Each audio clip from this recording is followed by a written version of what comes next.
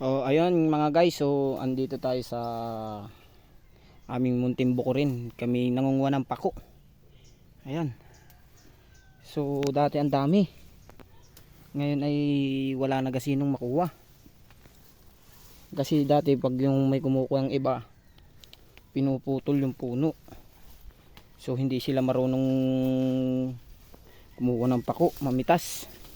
So ayan, side-sairan na lang namin yung pakuan namin din eh. Ayun, sa amin sagingan. Ayan.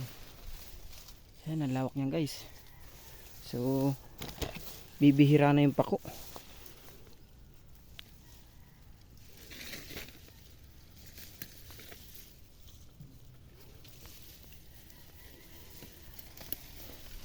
Ayan o, kakaunti na siya.